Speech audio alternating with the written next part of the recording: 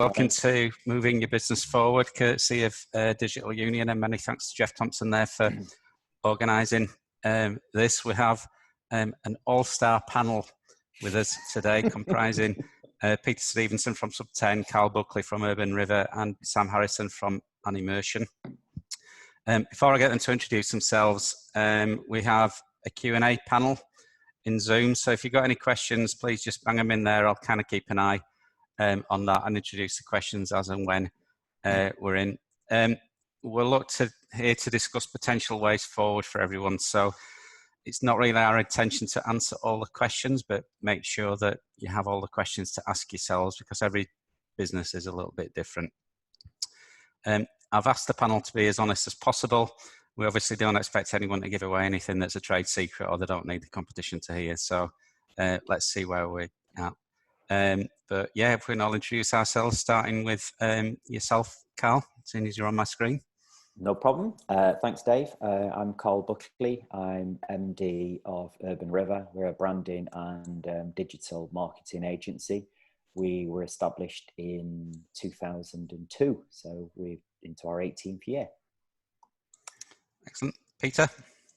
Hi, thanks, Dave. Hi, morning, everyone. My name is Peter Stevenson. I'm one of the co-founders at Sub10. We're an online digital learning company, quite young. We're only about 18 months old. And yeah, that's me. Perfect. And Sam? Hi, everyone. My name's Sam Harrison. I'm the Managing Director of Animation UK Limited. We've been running since 2006, and we deliver a fairly broad range of visualization services, usually aimed at either training or marketing and sales. So produce a lot of things ranging from animation all the way through to virtual reality and augmented reality. Perfect, nice and succinct. So I'm Dave Gibson. I'm CEO of Blu Sky Chartered Accountancy practice based in North Shields. We work with tech and digital businesses. My alter ego, I'm also the post boy, so I'm the one that goes down the office a couple of times a week and unlocks and opens the post and scans them as well. And I think that's my most important role at this moment in time. So this session's about looking forward. We've split it into 3 sections, which is plan, product, and people. It's my session, so I can do that, really. So if we start off with plan, we're going to do about 10 to 15 minutes on each section. Like I say, if you've got any questions, throw them through on the Q&A screen. I'm sure everyone on the call has their business vision and purpose identified and had a decent 3-year plan. And I suspect a few business plans have been torn up recently and need a bit of reconstruction. So first thing to do is let's explore what thoughts people might have had about their own business direction. And finance is an appropriate thing to start with here. So if we look at how current sales and forecasts have been amended, and Carl, can I start with you? Okay, there's the poison chalice. I think in reality, we've always run our business on quite strict financial lines, in that as well as using an online ledger, I tend to use a spreadsheet as well, which I know is a little bit old fashioned, but what that enables us to do is I do that on a cash accounting basis. So in other words, as we raise an invoice, it goes on the spreadsheet. As we get a supplier's invoice, we put that on the spreadsheet. Obviously we'll have regular outgoings such as, heat, light, power and stuff. And what that enables us to do is to give a really, really accurate picture of your current cash flow. It can be quite scary because looking ahead, you can obviously see the lumps and bumps, and you can actually identify when things may get a little bit tight. But we've done that right from day dot, and I think that's really sort of come into its own now, because at the drop of a hat, instead of even going onto accounting system and pulling off this report, that report, and the other, I can just look at a 1-page spreadsheet and look at our income, look at our expenditure, and see exactly where we're at. And I think that is, as they say, cash is king, and I think never more so than ever before.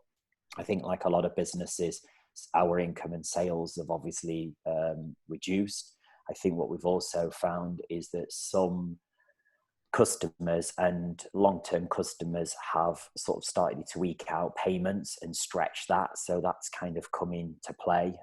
I mean, more so than ever. We're kind of chasing cash all the time, which I know is an uncomfortable thing to do for some people and an uncomfortable thing to do with customers that you've had a long working relationship with.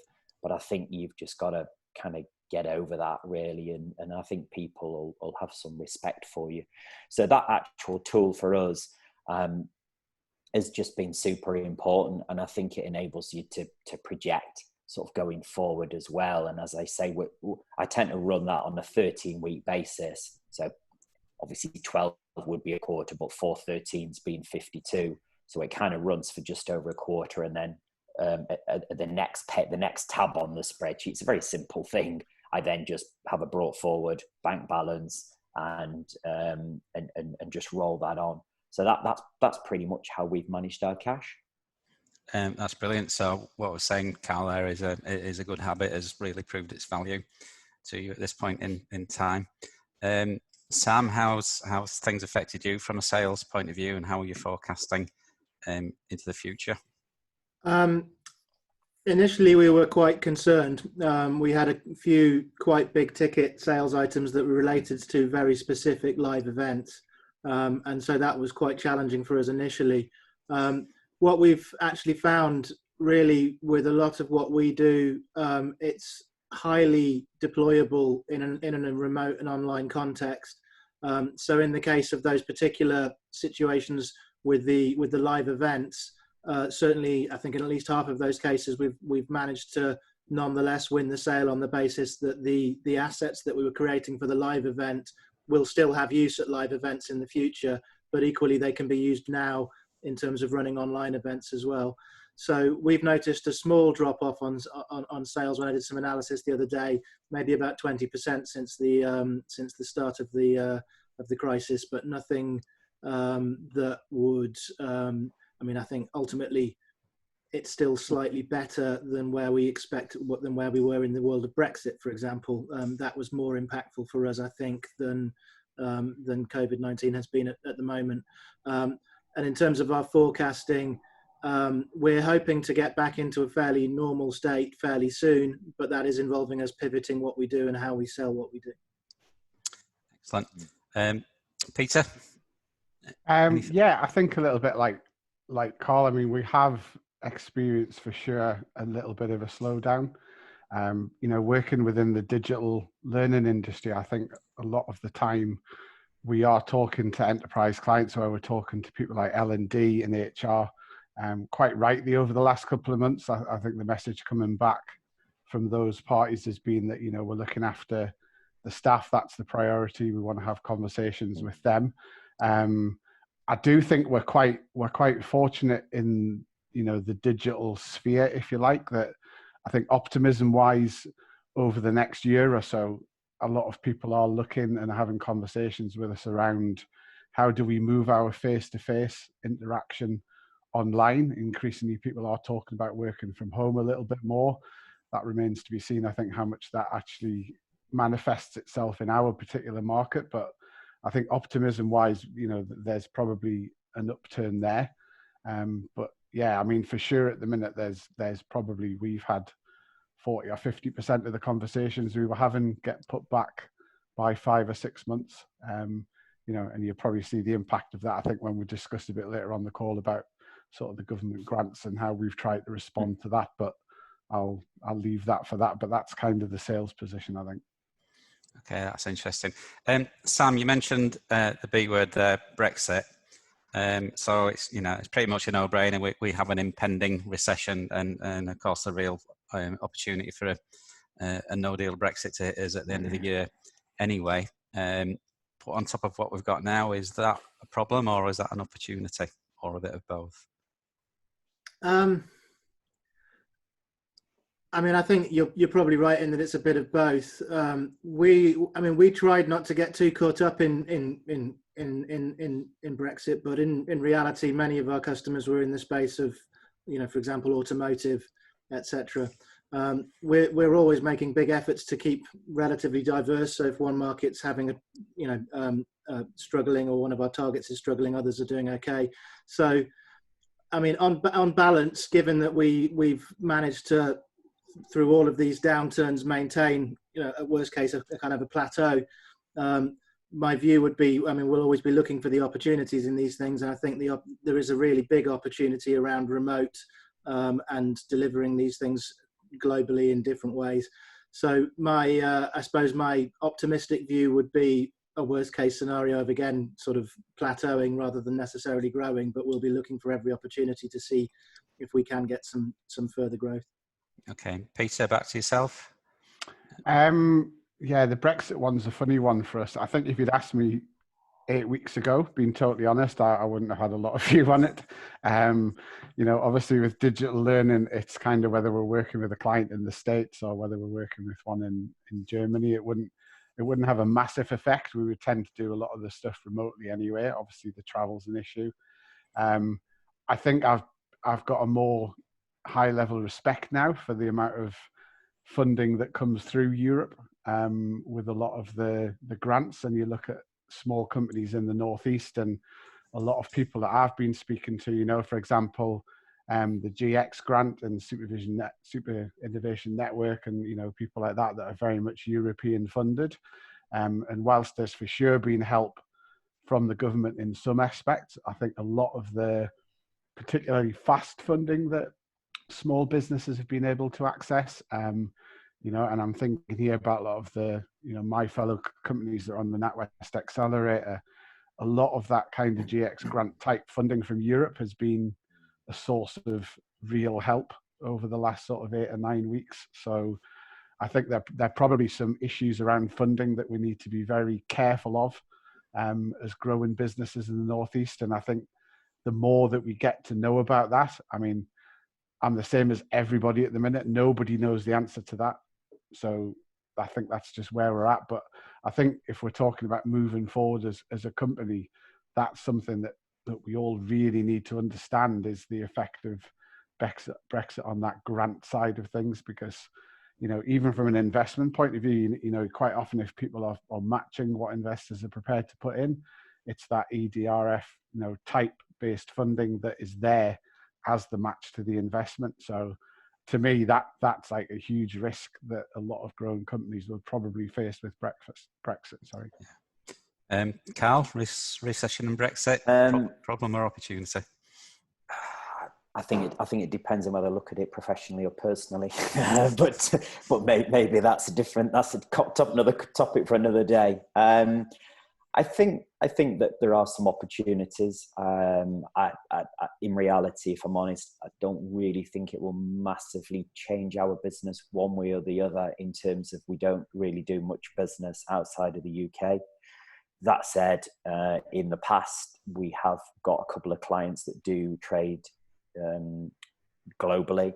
And certainly when Brexit first hit, the whole vote and sterling tanked, we actually had one client that approached us and said, you need to start trimming your costs, because our business overnight has become more expensive because we import from Italy, which I thought was a little bit, a little bit rich, considering that wasn't really our impact. And I never thought the impact of sterling versus the euro would directly mean we could charge less, but we've kind of got over that. I think it's an interesting point that was raised there by Peter in terms of the grants, because I think there's no doubt that, and there's another hot, potato, in that the Northeast does have an element of it. We are a bit of a grant dependent culture compared to a lot of other areas in the country. I'm not saying that's bad, but I just wonder whether those gaps that are maybe left will be backfilled by the government in light of everything else that's kind of gone on. Clearly, there's a massive amount of debt that's been tapped right now, and I just wonder whether that may impact on other areas, and shortchange things. I mean, it's ironic because literally I've had confirmation from a funding organisation that a client has got some finance this morning. Now, rightly or wrongly, they wouldn't have done the project if they hadn't have got the funding. So that means that they can do what they want to do. And it also means we've got business as well. So it kind of does, there's a certain amount of it that kind of keeps the wheels greased. But I think that, in all honesty, it's so fragmented at the minute. Whilst Brexit's there in the back of our mind, I think that, to me, I think it's more about coming back to this topic and focusing on where we're at with this, because if we don't get this right as a business, Brexit's irrelevant because we won't be here, to be blunt. Yeah. Okay. Yeah, that's a fair point. I have a couple of thoughts on this as well. So, recession, we're pretty well in one already, and it's going to hurt. But recessions always bring opportunities. So, depending on your target market, if you're looking at selling to corporate as well, they tend to be cutting costs, which means often redundancies and subcontracting. So there may be new opportunities cropping up for some of the audience that don't actually exist at the moment as sways of employees get shown the door. And also we know that, large numbers of redundancies today mean quite a large number of SMEs kicking off tomorrow. So I think the expectation is there'll be a boom in new SME and micro businesses coming through over the next year or so, and that might help kind of power a bit of a recovery. And it's a new market, so just something to be aware of there. And then Brexit in the middle of all of that. Well, we're kind of not going to be able to quantify the impact of that in isolation now, as we would have done maybe in different circumstances. So it probably is going to be whatever it is. So we've mentioned, Peter in particular, you've mentioned the government schemes around there. Have you taken advantage of any of the schemes, such as on the furloughing side or the bounce back loan? Yeah, I mean, not on the furlough side. Obviously, I mean, we're really small, so there's only 2 or 3 of us in the core team anyway. So that particular one wasn't applicable. What we have done though is we certainly take advantage of the bounce back loan. And I know different people have had different experiences of this. I mean, I think we were quite fortunate that we kind of applied and ours was there within 2 days or something. The justification for us doing that, as well as kind of providing content on the services side, as a company that's looking to develop a tech platform as well, there's been quite a decision for us around how positive we are moving forwards. It would have been quite easy to sit back, I think, and just what we have, we hold, and protect the cash flow and not look to invest at all. I think the opposite view for that, as you were saying, Dave, around opportunities, is to look at actually what's out there at the minute, and I think some of the access to grants, particularly from people like GX Grants and ISN, the bounce back loan. What is a small business? We get small business rate relief, so we were able to take advantage of the council 10K grant as well that came in. So I mean, for us, in a weird way, there's been quite a lot of positivity, I guess, in the amount of working capital that we've been able to kind of pull out of that.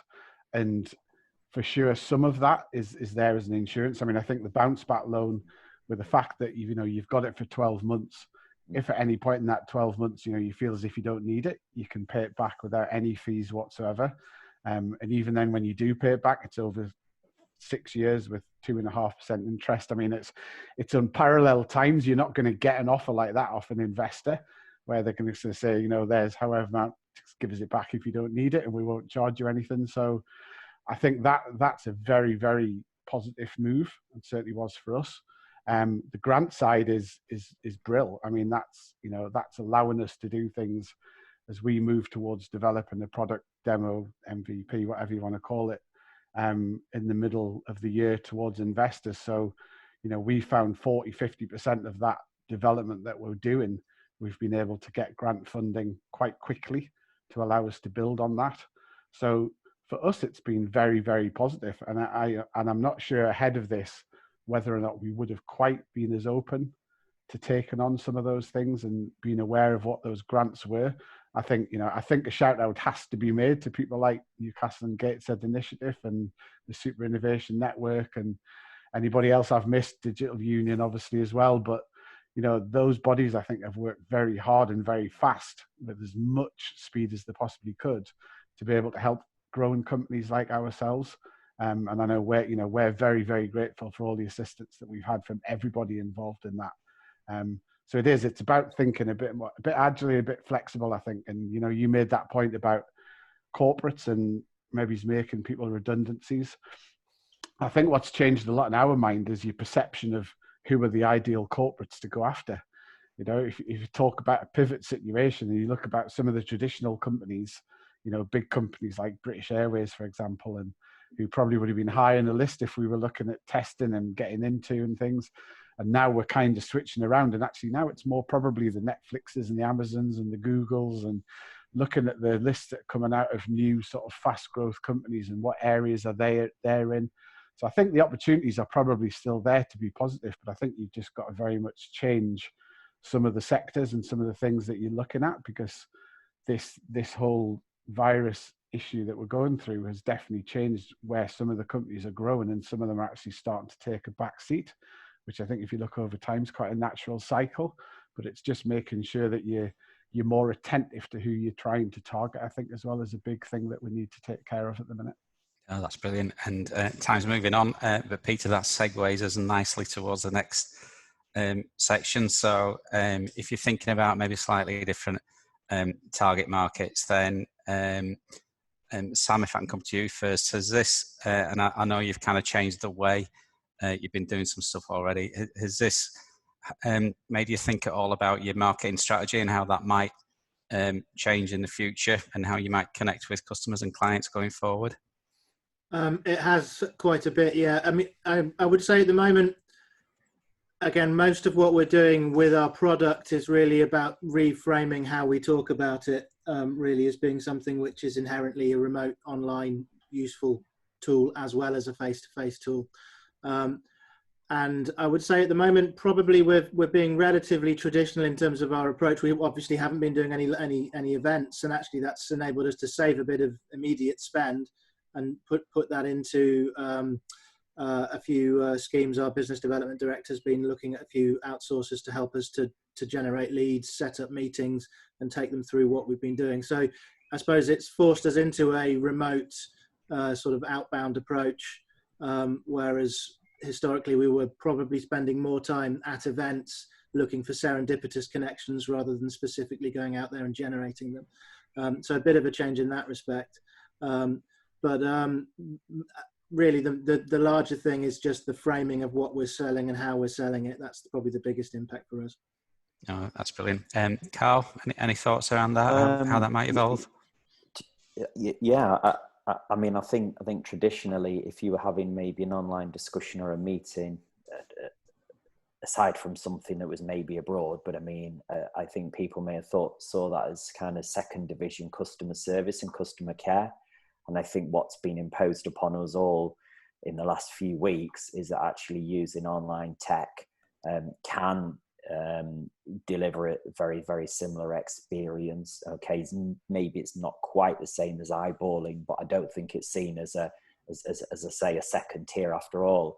And I think actually it can be a lot more efficient for some clients. I mean, for example, we've got one in Liverpool and one in Wigan, and traditionally, you know, we may have gone there for an hour and a half's meeting. Well, it's a day, you know, and they would have probably insisted on that. But I think now actually being able to use tech and online conferencing, it can save a lot more time, and especially if it can deliver some efficiencies for them. I think that something that we're obviously kind of thinking about is we're actually increasing our investment in marketing right now, and in terms of online ad spend, I think it's something, I mean, not dramatically, but it's something that we've decided to do as a business, on the basis that businesses tend to fall into two camps. You'll have those that will step it up and those that will step it down. I don't think, the fact is nobody remains the same. I think if you look at a lot of research and a lot of stats, those that tend to invest a little bit more now tend to reap some benefits moving forward. So we've just sort of decided to try and do that. Obviously we're in marketing, and the irony is everybody markets when everybody's marketing. and of course, pound for pound, you've got to put that bit more in to get your head above the parapet. You know, the time to maybe do it is when it's a little bit quieter out there. So that's just something that we're starting to do literally this week, and it'll be interesting to see what that sort of throws up. Smashing. Peter, any changes for you in the future as to the way you're going to market the business? I think I agree with Carl there. That, I mean, one of the positives is that I think for people that you're already talking to, the acceptance of the video conferencing type culture has meant that actually you can move things on a lot quicker. I know we've got one project where we've probably had 3 calls in a week, where I think if we'd been traveling, you probably would have seen that over a 4-week period. I think on the downside, it does make it harder to connect to people. I think that's, there aren't those events, there aren't those traditional ways where you can go and, especially people you don't know you're going to meet, if that makes sense. I think when you're targeting people, that's probably not that much different, and maybe it's easier to get people via LinkedIn for a quick chat. People are more open to that, but knowing what you don't know is definitely a downside at the minute. In terms of marketing, I mean, hands in the air, we do a lot of that's kind of homespun. It's what we get on Twitter and what we get on LinkedIn and things like that at our age as a business. But we are using the time for sure. I mean, we're about to do a major sort of 5-6 week brand piece, which is all aimed at our positioning as a company and what category do we want to go into. Or we're going to invent a new category. So there's a lot of work that we're taking the opportunity of to do that. And I think that will affect how we sort of market and position ourselves moving forward. But I don't think that's specifically because of what's going on at the minute. That was just kind of in our path. Oh, that's really good. I was particularly interested in how people were seeing marketing in the future. Just asking for a friend, that's moving on from that. There's obviously been a product emphasis for at least 2 of you from shifting the product from in person to online. Peter, can you tell us how that's impacted you and how that might change in the future? I mean, obviously, specifically in the learning and training sector, there's a lot of concern, obviously, at the minute. I mean, you look at universities, you look at people who work in safeguarding colleges, schools. I mean, all of that is very, very traditional face-to-face learning. I think some people are getting some hideous experiences where people have took 50 slide PowerPoints, found somewhere to put them online and press go. And that's probably turning people off learning for life. We also are getting people who've got a genuine will to find out how to do that, but it's not an easy process. And I think, as I mentioned earlier, it's difficult for a lot of the people who are involved with the responsibility to do that quickly, because there's a lot of personnel and more human aspects that quite rightly are being looked at the moment. I think personally we will see a seismic shift in that. I think the digital sector, in terms of delivering some of that face-to-face content online, if not done 100%, certainly more of a blended approach, so people have a fallback position where they know they have got those resources on there, will be a growth area to come out of it. But I think it'll take a bit of time. I don't think you'll see that massively happening for 6-12 months down the line. For example, universities obviously have a huge issue potentially in September. We know my daughter's due to go to university in September, and it's how do they deliver those courses in anywhere near the same standard, because they're talking about not reducing fees even if the kids aren't there. So I think there's some big challenges around that as well. I don't have the answer. I wish I did, because I'd be able to make a lot more certain decisions right at this point.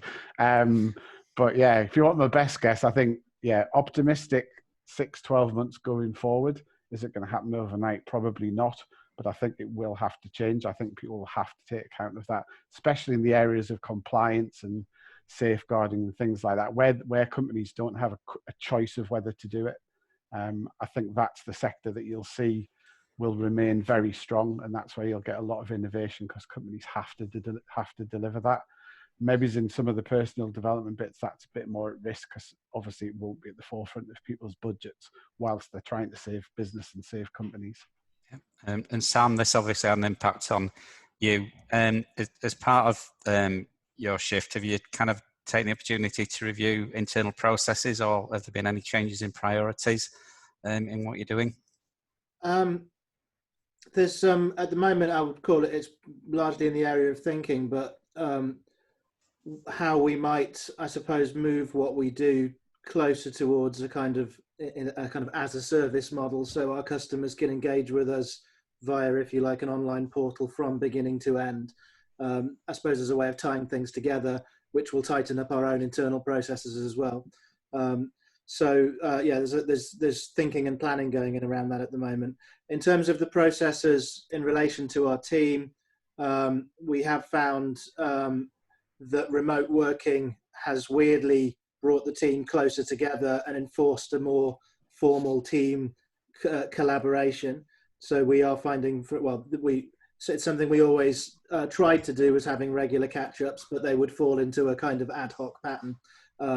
What we found while everyone's remote is there's a great deal more buy-in to regular pulse points across the whole team. And that actually, I think, is working well between the different teams in terms of cross-fertilization of ideas and things working well together. So yeah, it's changed things a little, and we are looking at how we formalize that in different ways. No, that's brilliant, and again, nicely segues us into the third and last section, which is people, which is probably the most important part of the whole process. So your biggest asset and your biggest problem very often, and there's lots of challenges here. So we've presumably all moved to a work from home model, and Sam, you've alluded to that. How have the others, Carl, with you? How have you had to kind of evolve your own kind of management and communication styles around that? We're quite lucky in that the type of business that we are, we were able to pretty much overnight just pick it up and resettle it. Although a couple of staff took work machines home and stuff, but that's neither here nor there. I think that also, just interestingly enough, made a decision not to furlough anybody, just purely and simply in a nutshell, because I didn't particularly want to grind the business to a halt or put the brakes on. It's very important in our business in that a lot of what we do is reactive. Yes, we win projects and we deliver those, but then we have an existing client base that we have to respond to, and I just couldn't have. I'm not techie, so I couldn't have just kept myself there to answer all the queries. It just wouldn't have happened. So what we've actually done is we have an online planning, so everybody's aware of what everybody's doing. We usually do this anyway, but there are update meetings on a Monday, which tend to be quite lengthy now, and that just keys in the work for the week. So everybody's pretty clear what they're doing. Everybody's communicating. We've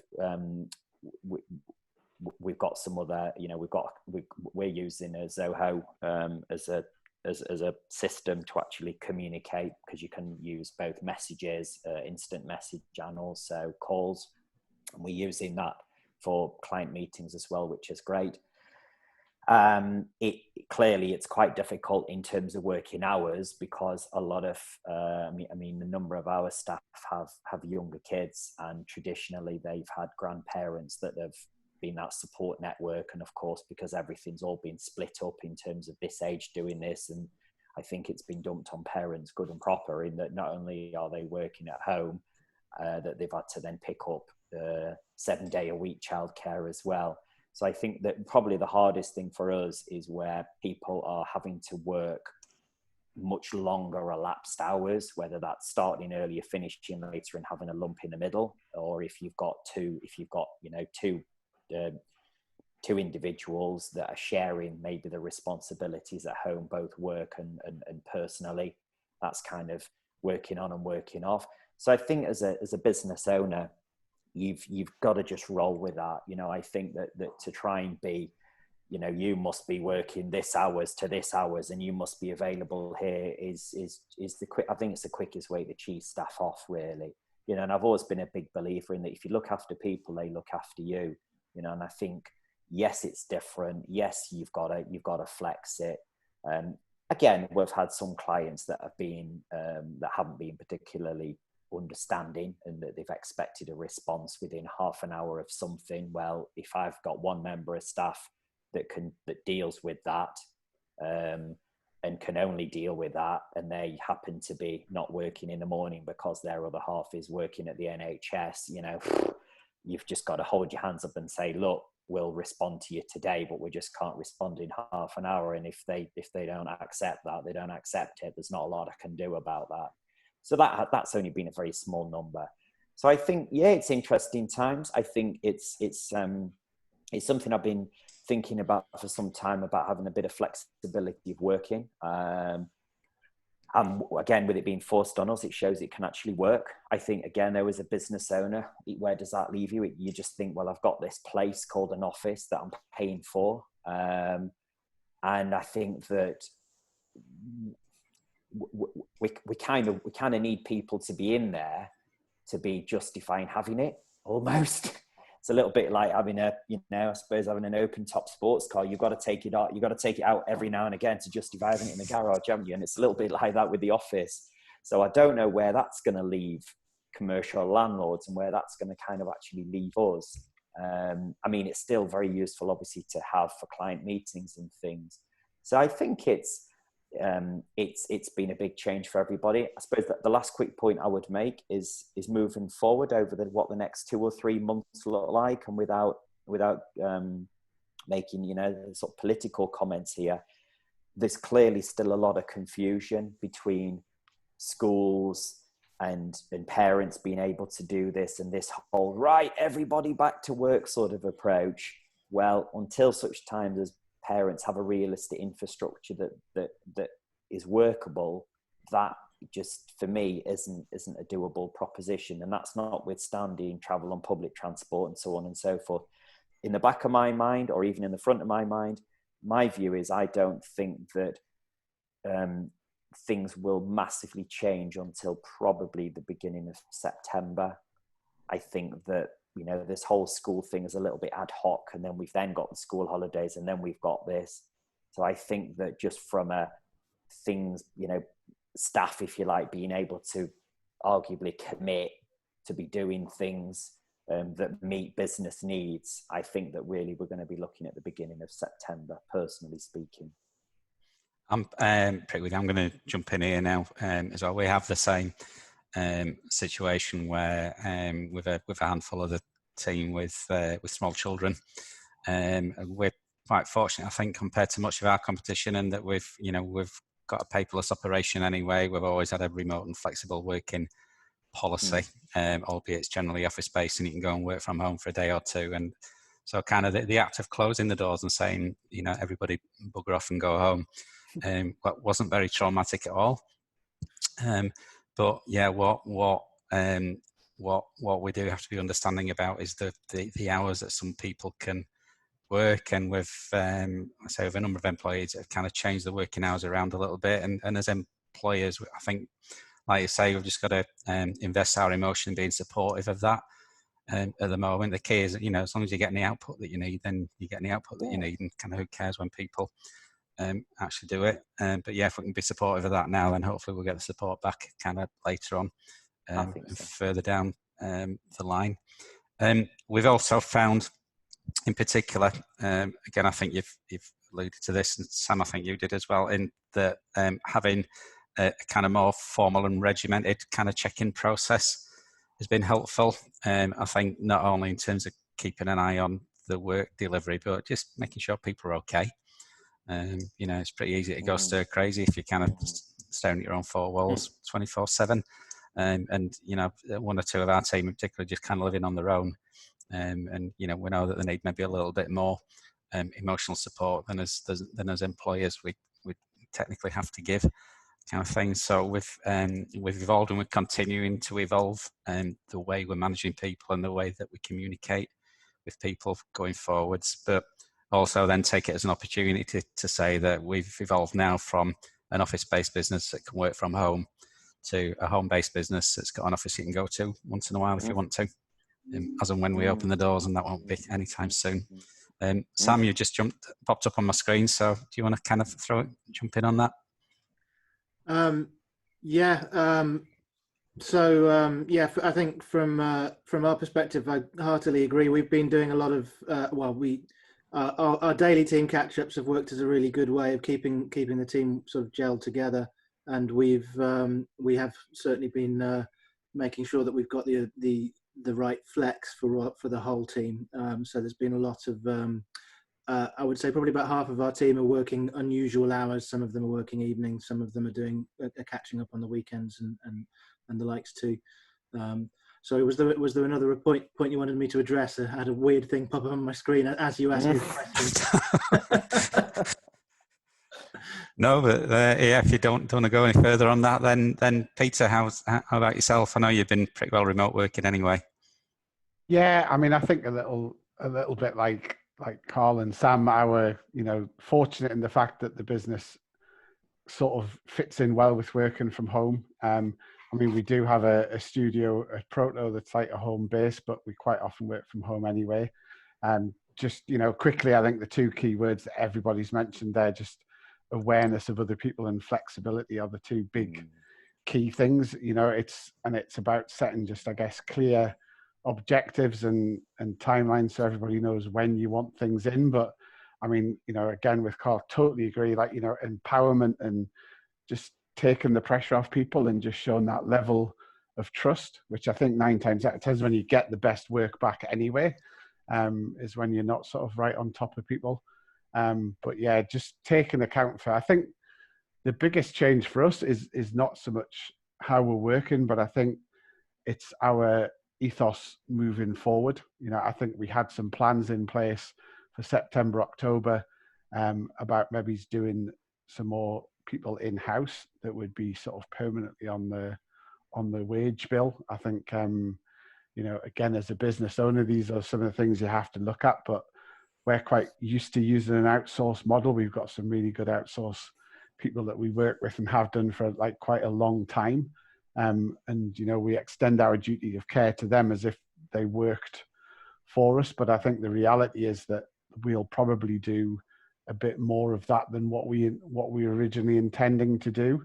I'm split because I'm well aware of all the advantages of having the team in-house and sat next to each other and all the innovation and, how much better that's for people even being together. So I'm not sure we'd ever see the office completely disappearing, and maybe it's hitting a halfway where we have some of that in-house, but we just extend the outsource bit. But I think for me, that's a really interesting question as we move forward, is how much we'd be confident enough to boost the team any further with sort of full-time, or whether we might just stick with like good quality outsourced people for a little bit just to give us that flexibility. Because I mean, I'm with Carl, I would hate to get into a position of having to furlough people or, worse, lose people because of a lack of foresight at the minute about what the next 12 or 18 months is looking like. So I think both in terms of how you treat people, but how you hire people, there's going to have to be that level of flexibility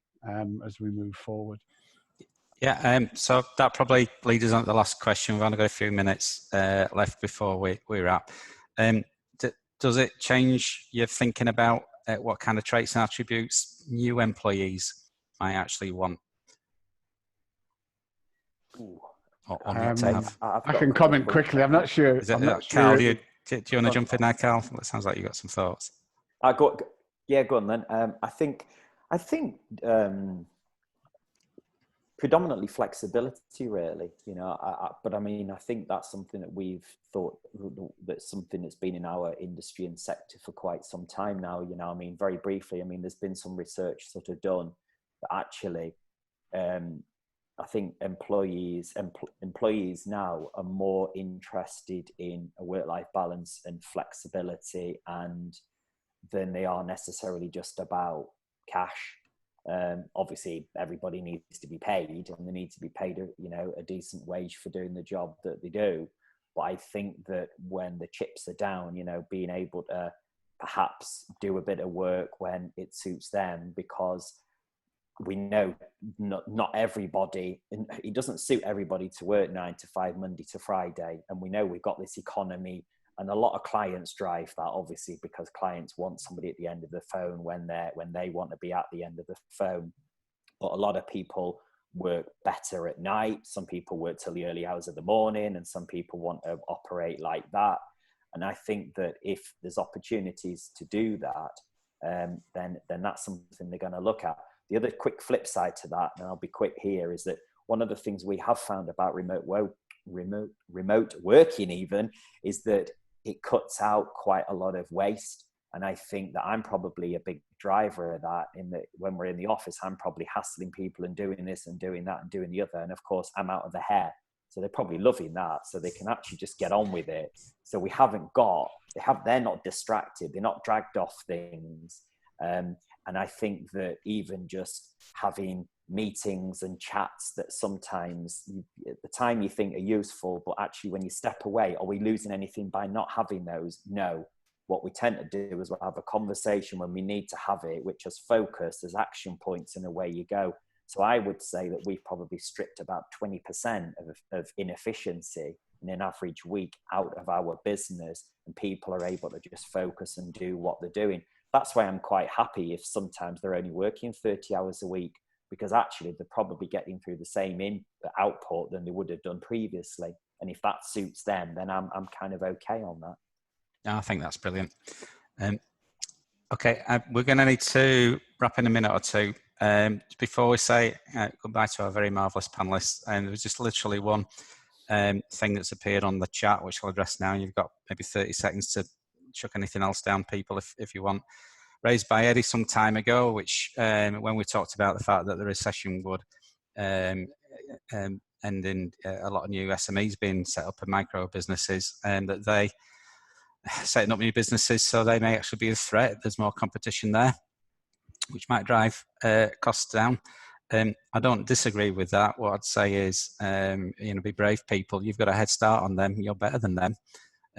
Don't undervalue the quality and the service that you give. So, and hunting for clients that buy just on price is not really the right thing. So concentrate on the qualities that you have and what value you can bring to your customers, not just on the price. If somebody's going to undercut you, they're going to undercut you. If the client's going purely on price, then they're probably the wrong client anyway for you. So with that, we're going to say goodbye to everybody. So thank you very much to Carl Buckley from Urban River, Peter Stevenson from Sub 10, and Sam Harrison from Animation. If you've got any questions, feel free to distribute them either to myself, that's Dave at bluesky.co.uk, or through Jeff at Digital Union. And I think he owes me a coffee for this one now. And thank you very much, everybody. Great. Thank you. Thank you. Bye. Bye.